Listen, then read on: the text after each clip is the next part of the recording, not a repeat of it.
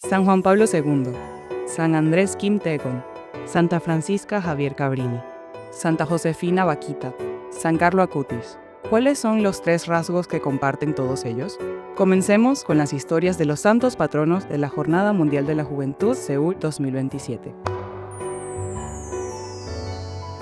Ya fueron anunciados los 5 santos patronos oficiales de la Jornada Mundial de la Juventud Seúl 2027.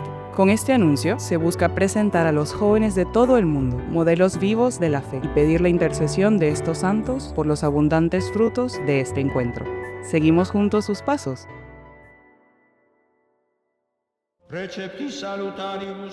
La canción que escuchamos ahora es el Padre Nuestro, cantado por el mismo San Juan Pablo II. Nacido en 1920 en Wadowice, un pequeño pueblo de Polonia, destacó por sus múltiples talentos como actor, dramaturgo y deportista. Obtuvo las máximas calificaciones en casi todas las asignaturas y sabía hablar más de 10 idiomas. Sin embargo, su juventud estuvo marcada por el sufrimiento. Perdió a su hermana antes de nacer, a su madre a los 9 años, a su hermano mayor a los 12 y a los 20 incluso a su padre, el último miembro de su familia. Durante la Segunda Guerra Mundial, bajo la opresión nazi, fue obligado a realizar trabajos forzados en una cantera y en una fábrica química. En ese tiempo, recibió la ordenación sacerdotal en un seminario clandestino. Más tarde, después de haber sido obispo y cardenal, fue elegido como el Papa número 264 de la Iglesia y sentó las bases espirituales para la democratización de su patria, Polonia, y de Europa del Este. Aún siendo fiel a la doctrina tradicional de la Iglesia, subrayó la diversidad cultural y la dignidad humana, y promovió activamente el diálogo con otras religiones. A pesar de haber sufrido un atentado y amenazas violentas, visitó 129 países en todo el mundo, llevando el mensaje del Evangelio y de la paz. También mantuvo un vínculo profundo con Corea. Durante su visita en 1984, a pesar de la fuerte oposición del régimen dictatorial de entonces, visitó Gwangju para consolar a quienes aún sufrían las heridas del movimiento democrático del 18 de mayo. Y en la plaza de Yeouido, en Seúl, celebró la canonización de 103 mártires coreanos, entre ellos San Andrés Kim Tae-gon, el primer sacerdote coreano. Esta canonización fue aún más significativa por haber sido la primera celebrada fuera del Vaticano. En 1989, el Papa regresó a Corea para participar en el 44º Congreso Eucarístico Internacional y, en esa ocasión, rezó por la reconciliación y la paz entre las dos Coreas. Sus 2 visitas a Corea impulsaron un notable crecimiento de la Iglesia Católica en el país y, en 2023, Corea fue elegida sede de la Jornada Mundial de la Juventud, convirtiéndose en el primer país no mayoritariamente católico en acoger este evento. Y fue precisamente San Juan Pablo II quien instituyó la Jornada Mundial de la Juventud. Aquel que amó de corazón a los jóvenes, partió a la casa del Padre el 2 de abril de 2005. En medio de una época marcada por el miedo, exhortó con un fuerte "no tengan miedo" y proclamó al mundo la misericordia de Dios, ese apóstol de la paz.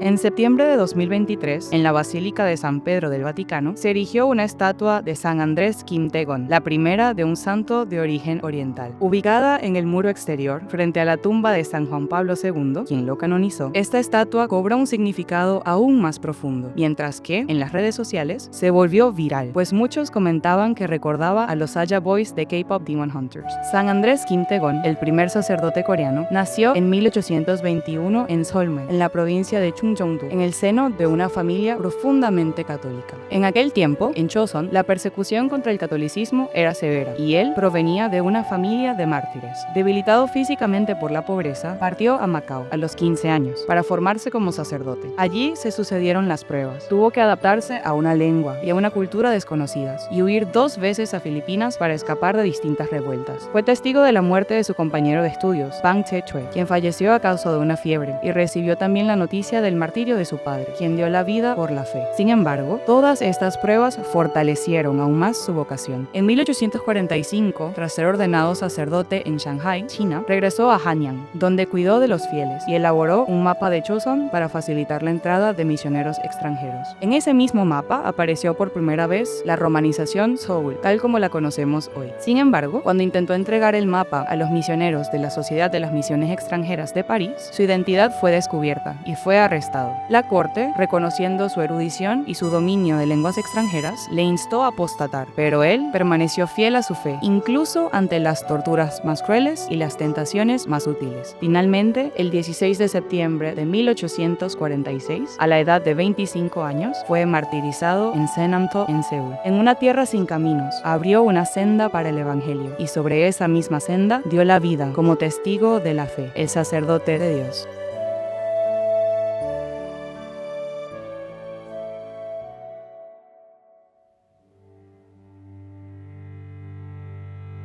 Santa Francisca Javier Cabrini, la primera santa de los Estados Unidos y patrona de los inmigrantes. Nació en 1850 en San Angelo Lodigiano, en el norte de Italia, como la menor de 13 hijos de una humilde familia campesina. Nacida prematuramente, su supervivencia era incierta. Por ello, recibió el sacramento del bautismo inmediatamente después de nacer y vivió toda su vida bajo un estado frágil de salud. Además, a los 6 años, fue gravemente mordida por el perro de un vecino, lo que le causó un profundo trauma. Aplicada y profundamente piadosa, obtuvo a los 18 años el título de maestra con excelentes calificaciones. A los 20, tras perder a ambos padres, deseó consagrarse como religiosa, pero fue rechazada en 2 ocasiones por su frágil salud. Tras un breve tiempo trabajando como maestra, en 1877 ingresó a la vida religiosa y se convirtió en directora del orfanato Casa de la Providencia, en Codogno. En 1880, cuando el orfanato fue cerrado por problemas de administración, fundó junto con 7 jóvenes que se habían formado allí las Hermanas Misioneras del Sagrado Corazón de Jesús. En tan solo 5 años, la congregación fundó casas en 7 ciudades y, en 1887, fundó en Roma una escuela gratuita y un hospital. En 1889, junto con 6 de sus compañeras, partió hacia Nueva York, en los Estados Unidos, donde inició su misión al servicio de los inmigrantes italianos más necesitados. Más tarde, llegó incluso a obtener la ciudadanía estadounidense. A pesar de su frágil salud, cruzó el Atlántico cerca de 30 veces y fundó un total de 67 instituciones, entre ellas conventos, escuelas, hospitales y orfanatos, en los Estados Unidos, Argentina, Brasil, Francia y España. Fundó numerosas comunidades y obras de caridad, dedicando su vida a los pobres y marginados. Por ello, la gente la llamaba Madre Cabrini. El 22 de diciembre de 1917, a la edad de 67 años, el mismo número de instituciones que había fundado, partió a la casa del padre tras contraer malaria. Con un cuerpo pequeño y frágil, cruzó fronteras y llevó el amor de Dios a los más necesitados. Esa misionera de Dios.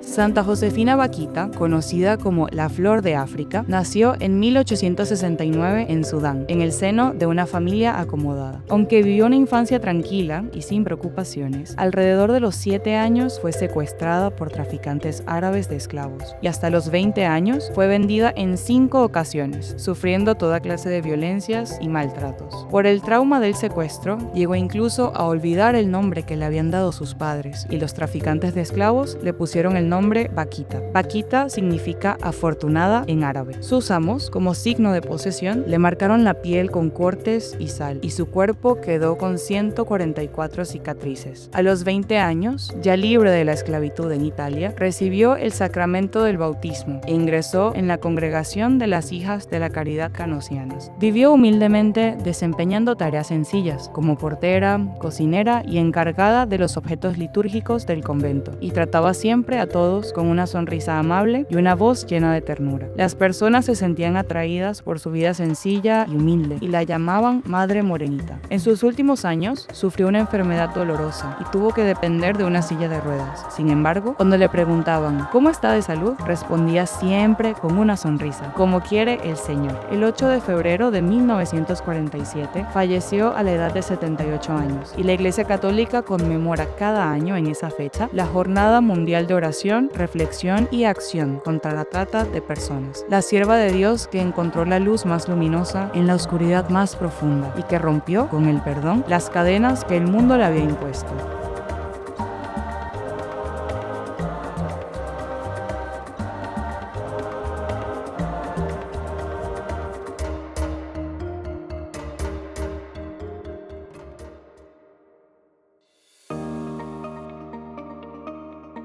Conocido como el patrono de Internet, San Carlo Acutis es considerado el primer santo de la generación millennial. Nacido en 1991, hijo único de padres italianos que trabajaban en Londres, recibió el bautismo en su infancia y creció en Milán. Era un joven como cualquier otro. Disfrutaba pasar tiempo con sus amigos, leer, hacer deporte, escuchar música, ver películas, leer cómics, jugar videojuegos y comer dulces. Sin embargo, desde su infancia mostró una devoción extraordinaria a la Eucaristía y recibió la primera comunión a los 7 años, 2 años antes que sus compañeros. Desde entonces no faltó a la misa ni un solo día y rezaba el rosario diariamente. Era un joven de carácter amable y alegre. Practicaba constantemente pequeñas obras de caridad en su vida cotidiana, recogiendo basura, ayudando a los más necesitados con sus propios ahorros, defendiendo a los compañeros que sufrían acoso, reconciliando a los amigos enfrentados, cuidando animales abandonados y sirviendo como catequista en su parroquia. Tenía un talento especial. Desde muy joven comenzó a aprender programación por su cuenta y llegó incluso a dominar el diseño web de forma autodidacta. Era un verdadero genio de la informática. Con este talento diseñaba y gestionaba personalmente sitios web para su parroquia, su escuela y su comunidad. Además, recopiló más de 140 milagros eucarísticos de todo el mundo y creó una exposición en línea. Este trabajo, traducido a varios idiomas, llegó a publicarse en forma de libro y despertó un gran interés internacional. El 12 de octubre de 2006 falleció a los 15 años a causa de una hemorragia cerebral provocada por una leucemia mieloide aguda. Sus restos reposan en la Basílica de Santa María la Mayor en Asís, vestido con los jeans que solía usar. El influencer de Dios que, en el mundo digital, puso la Eucaristía en el centro y vivió la santidad en la vida cotidiana. Hasta aquí hemos contemplado las vidas de los santos patronos de la Jornada Mundial de la Juventud, Seúl 2027. ¿Ya descubriste cuáles son sus 3 rasgos en común? Primero, han sido canonizados en tiempos relativamente recientes. Segundo, vivieron una juventud marcada por dificultades. Tercero, recorrieron el mundo llevando el amor de Dios. Estos 5 santos patronos no solo son ejemplo de fe para los jóvenes de hoy, sino también personas con cuyas historias de vida podemos identificar. No dejaron de caminar hacia Dios, ni siquiera en medio de las dificultades, y se convirtieron en puentes del Evangelio en Europa, Asia, América, África y hasta en el mundo digital. La Jornada Mundial de la Juventud, Seúl 2027, es una fiesta de la verdad, del amor y de la paz. A través de estos 5 santos patronos, pedimos al Señor el don del valor, que también nosotros, como ellos, tengamos el valor de buscar la verdad, de vivir el amor y de construir la paz, y así, siguiendo a Jesucristo, que ha vencido la muerte, seamos enviados al mundo como misioneros llenos de valor.